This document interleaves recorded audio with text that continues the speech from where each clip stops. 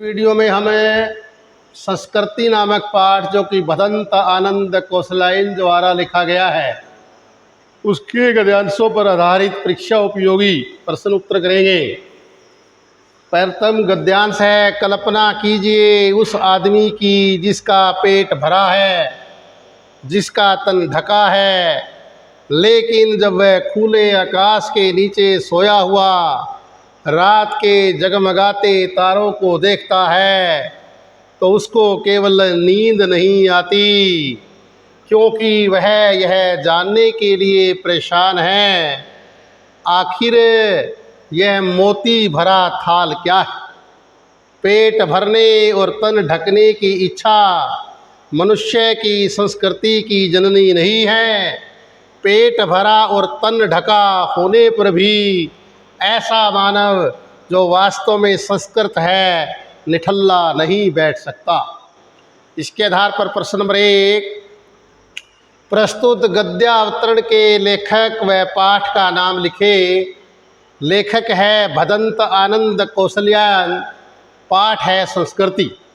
लेखक ने नींद न आने का कारण क्या बताया?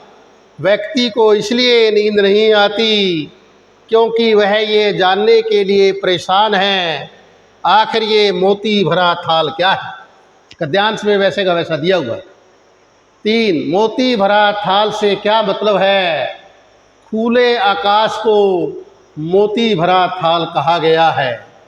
मानव निठल्ला क्यों नहीं बैठ सकता? क्योंकि मानव संस्कृत है, यानी पढ़ा लिखा व योग्य।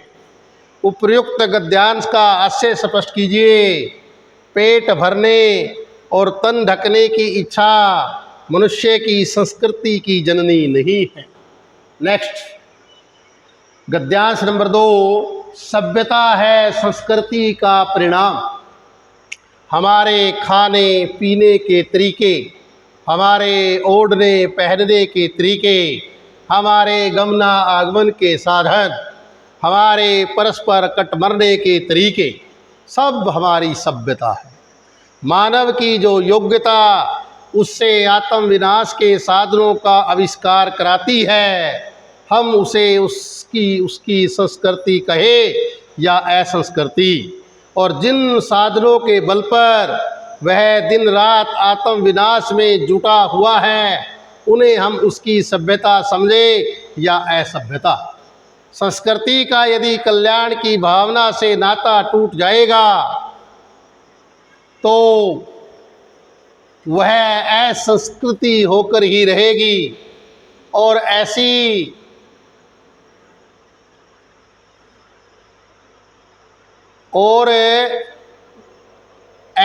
संस्कृति का अवश्य भावी परिणाम असभ्यता के अतिरिक्त दूसरा क्या होगा? प्रश्न नंबर 1, सभ्यता क्या है? इसी के अंदर दिया हुआ है हमारे खाने पीने के तरीके, हमारे ओढ़ने पहनने के तरीके, हमारे गमनागमन के साधन, हमारे परस्पर कट मरने के तरीके, सब हमारी सभ्यता है। दूसरा प्रश्न है असंस्कृति क्या है? मानव की जो योग्यता उससे आत्म विनाश के साधनों का आविष्कार कराती है वह असंस्कृति है। असभ्यता क्या है? जिन साधनों के बल पर मनुष्य दिन रात आत्म विनाश में जुटा हुआ है वह असभ्यता है। संस्कृति में कौन सी भावना की प्रधानता होती है? कल्याण की भावना की। हमने इसमें जगह बची हुई थी तो वस्तुनिष्ठ प्रश्न उत्तर भी हमने साथ में किए हैं। संस्कृति पाठ के लेखक का नाम बताइए। भदंत आनंद कौशल्यान। नई चीज़ को खोजने वाला व्यक्ति क्या कहलाता है? संस्कृत। लेनिन को किस देश का भाग्य विधाता कहा गया है? रूस का। नेक्स्ट, गद्यांश नंबर 3, संस्कृति के नाम से जिस कूड़े करकट के ढेर का बोध होता है वह न संस्कृति है न रक्षणीय वस्तु। क्षण क्षण परिवर्तन होने वाले संसार में किसी भी चीज़ को पकड़ कर बैठा नहीं जा सकता। मानव ने जब जब प्रज्ञा और मैत्री भाव से किसी नए तथ्य का दर्शन किया है तो उसने कोई वस्तु नहीं देखी है जिसकी रक्षा के लिए दलबंदियों की जरूरत है। प्रश्न नंबर 1, संसार को कैसा कहा गया है? इसी में दिया हुआ है, क्षण क्षण परिवर्तन होने वाले को संसार कहा गया है। प्रज्ञा क्या है? प्रज्ञा का बुद्धि को कहा है प्रज्ञा। कूड़े करकट का ढेर किसे कहा गया है? संस्कृति के नाम से जिस कूड़े करकट के ढेर का बोध होता है। प्रश्न नंबर 4, मानव के 2 विशेष गुण कौन से हैं? प्रज्ञा और मैत्री भाव। नए तथ्य का दर्शन किन 2 विशेषताओं से होता है? प्रज्ञा और मैत्री भाव से। साथ साथ में वस्तुनिष्ठ प्रश्न नंबर 4, मोती का थाल किसे कहा गया है? तारों भरे आकाश को। सभ्यता किसका परिणाम है? संस्कृति का। सिद्धार्थ ने कितने वर्ष पूर्व घर का त्याग किया था? आज से 2500 वर्ष पूर्व। सबसे अधिक प्रयोग में आने वाले और सबसे कम समझ में आने वाले शब्द कौन से हैं? सभ्यता और संस्कृति। नेक्स्ट पेज के ऊपर हम गद्यांश नंबर 4 पढ़ेंगे। आग के आविष्कार में कदाचित पेट की ज्वाला की प्रेरणा एक कारण रही। सुई धागे के आविष्कार में शायद शीतोष्ण से बचने तथा शरीर को सजाने की प्रवृत्ति का विशेष हाथ रहा। अब कल्पना कीजिए। अब प्रश्न नंबर 1 है, मनुष्य ने आग का आविष्कार क्यों किया? इसी के अंदर देखिएगा, पैरे के अंदर ही दिया हुआ है। आग के आविष्कार में देखिए, इसके अंदर क्लियर है कि आग का आविष्कार कदाचित पेट की ज्वाला की प्रेरणा एक कारण रही। प्रश्न नंबर 2, सुई धागे का आविष्कार किस लिए हुआ? इसमें क्लियर दिया हुआ है पैरे में। इसे देखिएगा, नीचे दिखाइए पैरा, ये रहा। सुई धागे के आविष्कार में शायद शीतोष्ण से बचने और शरीर को सजाने की प्रवृत्ति का विशेष हाथ रहा है। आगे देखिएगा, प्रश्न नंबर 3, मनुष्य किस प्रकार का प्राणी है? चिंतनशील प्राणी है। अब वस्तुनिष्ठ प्रश्न भी हम साथ साथ में कर रहे हैं। 8वां, तृष्णा के वशीभूत लड़ती कटती मानवता को सुख में रखने के लिए घर का त्याग किसने किया था? सिद्धार्थ ने किया था।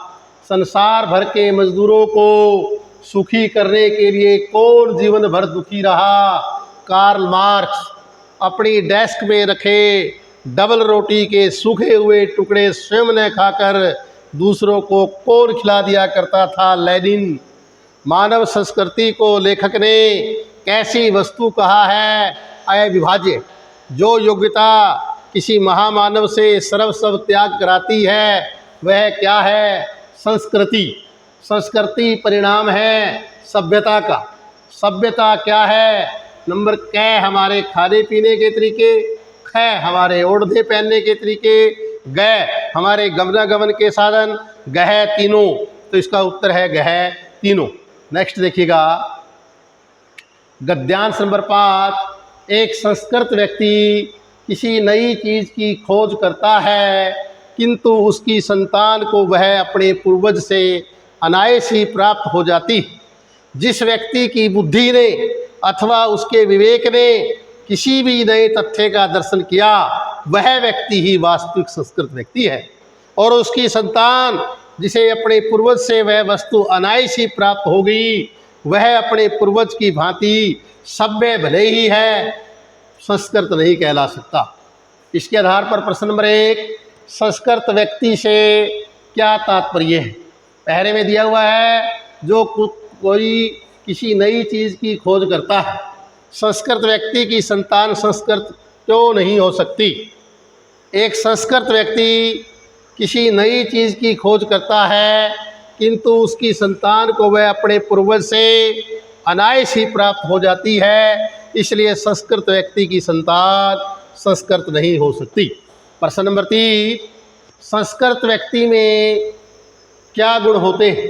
बुद्धिमान, परिश्रमी, विचारवान तथा कुछ नया करने की इच्छा आदि उसमें गुण होते हैं। साथ साथ में वस्तुनिष्ठ प्रश्न नंबर 15, क्षण क्षण परिवर्तित होने वाले संसार में किस चीज़ को पकड़ कर बैठा जा सकता है? सभ्यता को, ख संस्कृति को, गह मानव समाज को, गह किसी को नहीं, किसी को नहीं। संस्कृति के दायरे में न्यूटन क्या थे? संस्कृत। संस्कृति पाठ की भाषा क्या है? खड़ी बोली। प्रज्ञा से जुड़ा जीवधारी कौन है? मानव। लड़ने कटने की पृष्ठभूमि में रहने वाले सबसे बड़े विकार का क्या नाम है? तृष्णा।